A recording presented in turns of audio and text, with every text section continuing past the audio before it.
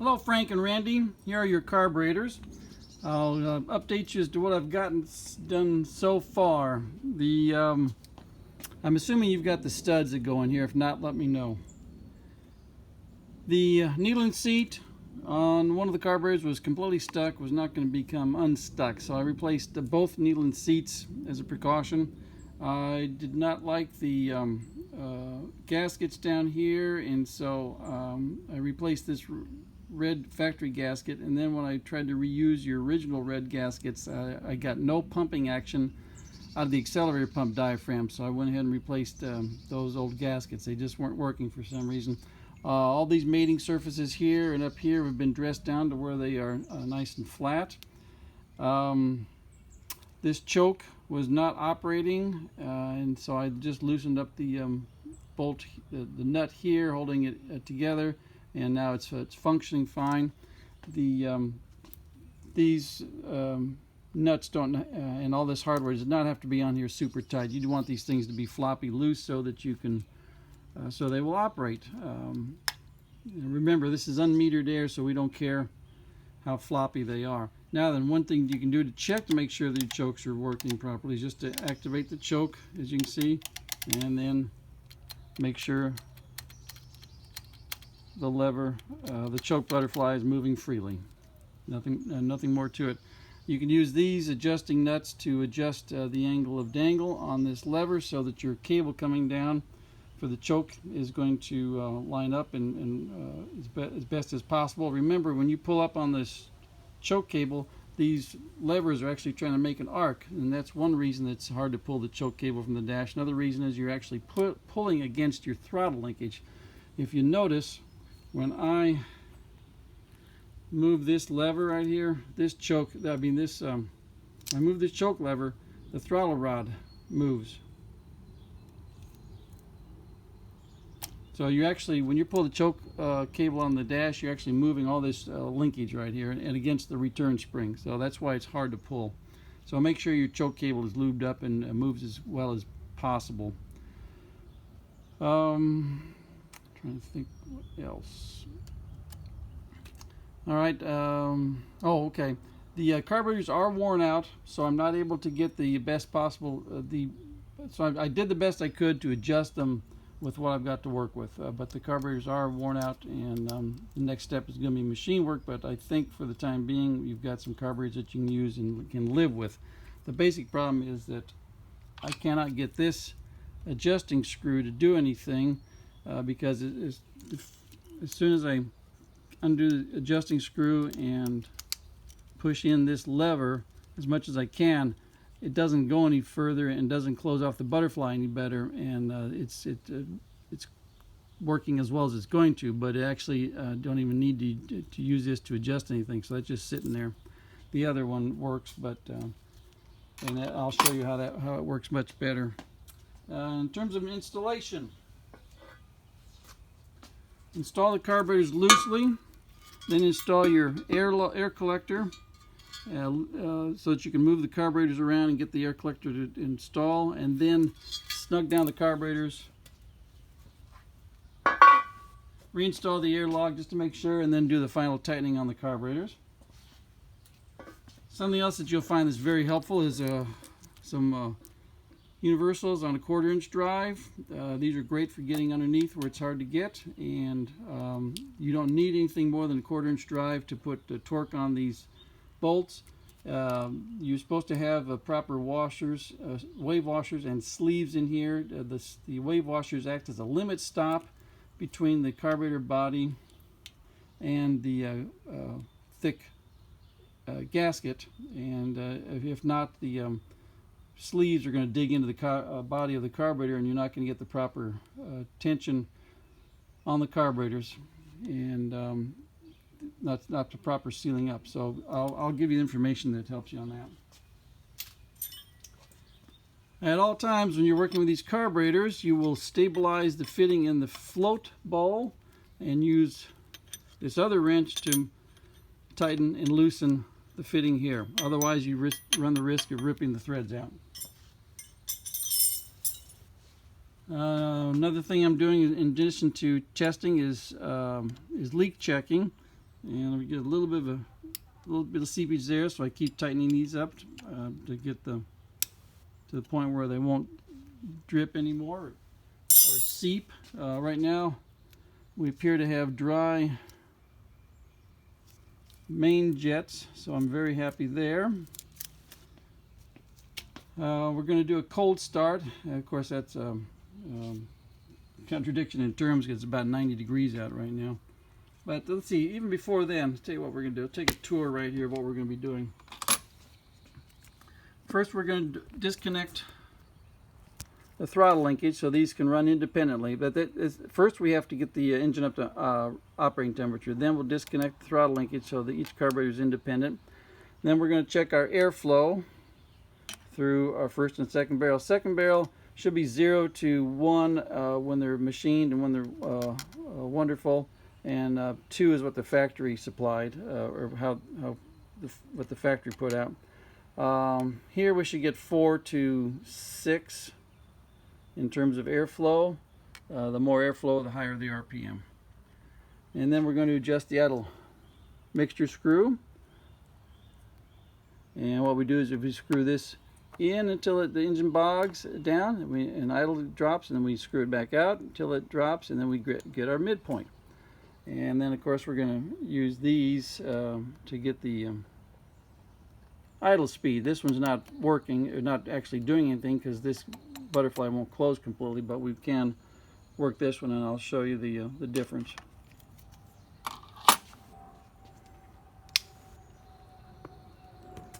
Oh, and to adjust them, what I like to use is the engine analyzer, where we get the best possible idle RPM, and that tells us where we are. We've got a good idle mixture screw adjustment.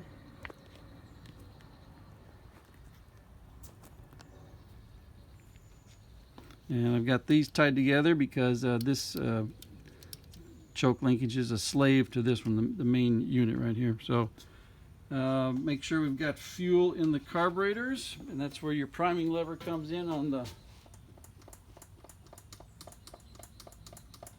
the fuel pump.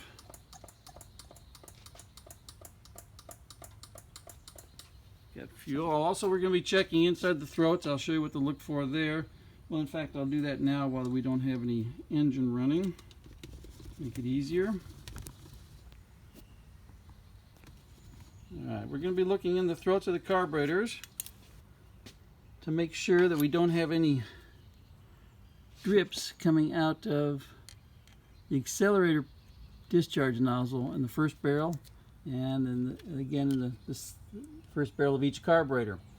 Also, if at any point you get this massive flooding in the carburetors, it means that this,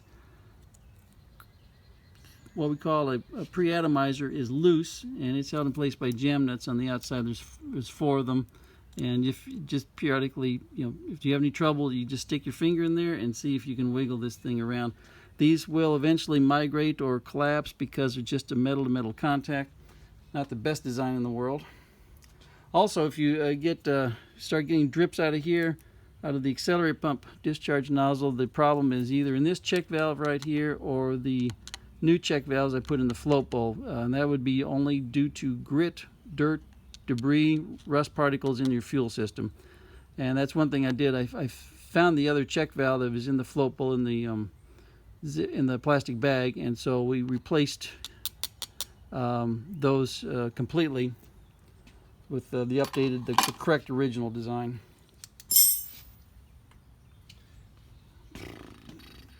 Alright, let's see. Now, let's see what we got here in the way of engine start. Got a cold engine. Switch on. Choke. Let's see what we got.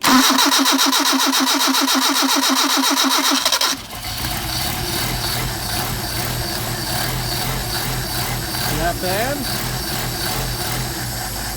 It might have helped a little bit if I blipped the throttle once, but you'll get used to how to operate your carburetors on your engine. Now we're going to wait for this thing to warm up.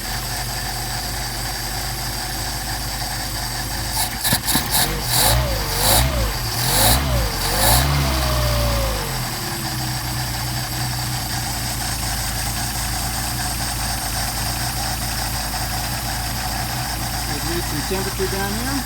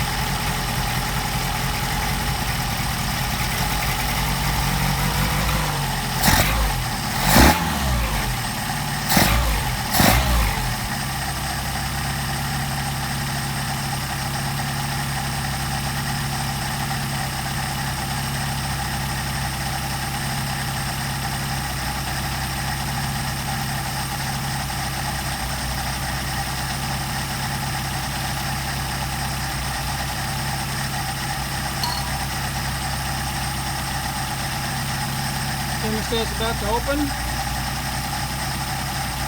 There we go. Thermostat's opening. Now we can adjust some carburetors.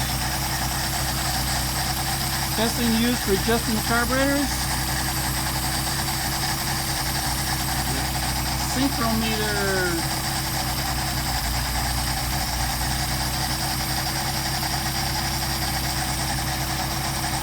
The one that you want is the PK 1 to 135. It's right out of the box. That works perfectly on the carburetors. Alright, so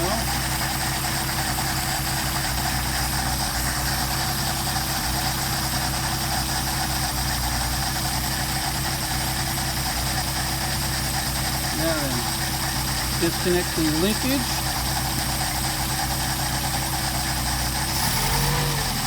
Make sure you don't have a runaway engine. Go up on the linkage. Now we're going to check our airflow. Almost none through this carburetor, which is great. And this one goes up to about 2, which is still within factory specifications. Actually, it's pretty good. Next, we're going to check this airflow here. This is how we balance the carburetors. We're at 7 right there. And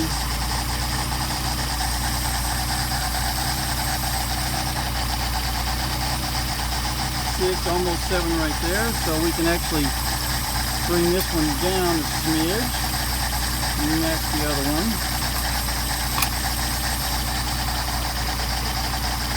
And 6. No, 7. Rather than that, I wanted to match it. I didn't want to bring it down that far. You see, it doesn't take much. 6. Now.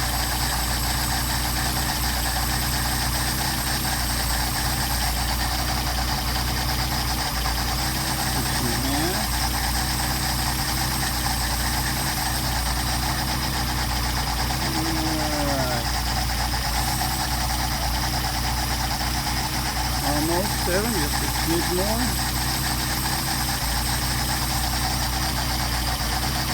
Alright, good enough for government work. Now then, we're going to do the idle mixture screw. And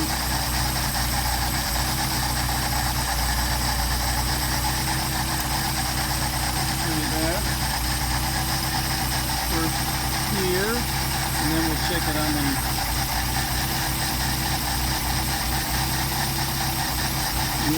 engine analyzer. So we're going to screw this in until we get degradation of idle and back out.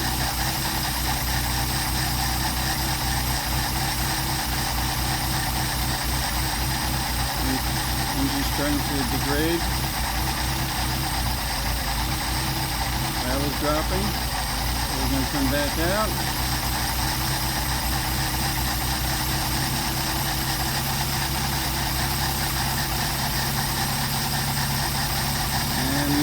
should die at this point. There we go. We screwed all the way out. They should be a lot more sensitive than that, but this engine is, and these carburetors rather, are a little on the worn out side. Alright, so now I'm going to show you on the engine analyzer while we do this.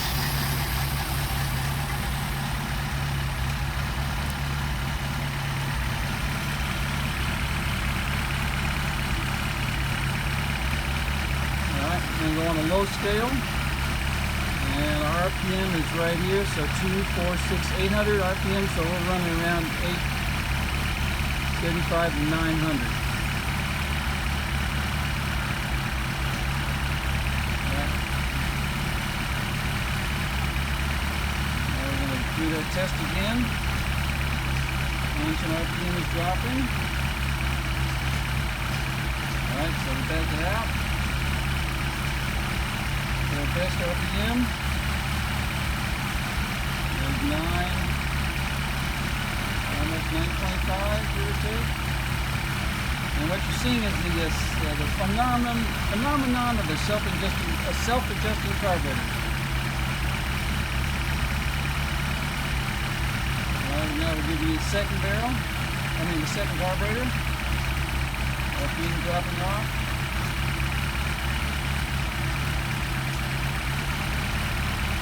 Up to 900, 925, 950. Alright, starting to back out.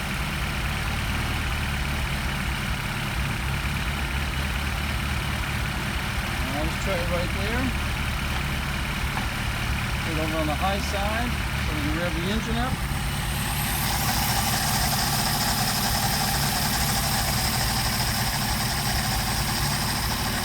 And like I said, I can't get any further adjustment out of this screw right here.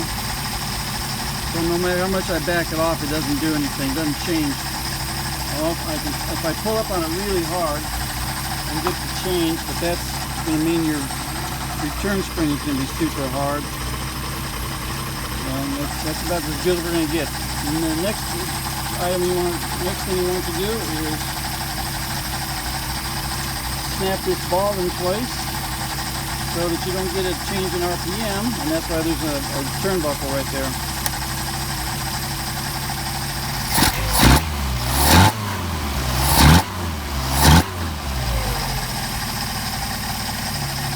Now we're going to show you where all the wear is. I'm going to spray the throttle shaft.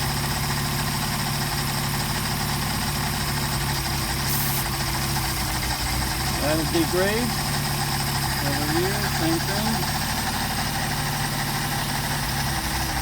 Starts to kill the idle.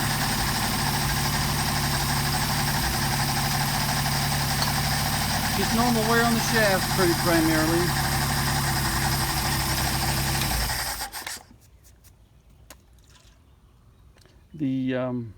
I'd like to have better adjustment, finer tuning on these idle mixture screws, but they over years of people mistakenly screwing these things down tight and then backing them off has worn out the holes. All you need to do is screw these down until they just barely touch and then back them off. Screwing them down really hard does not gain you anything. It just distorts the pot metal. So let's try a hot start.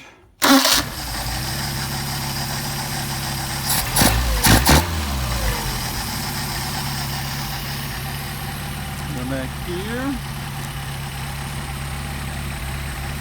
Switch to low scale.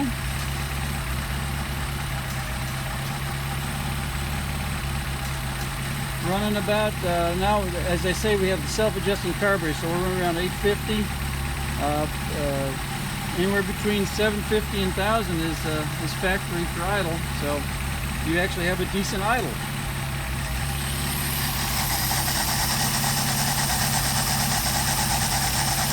There you go.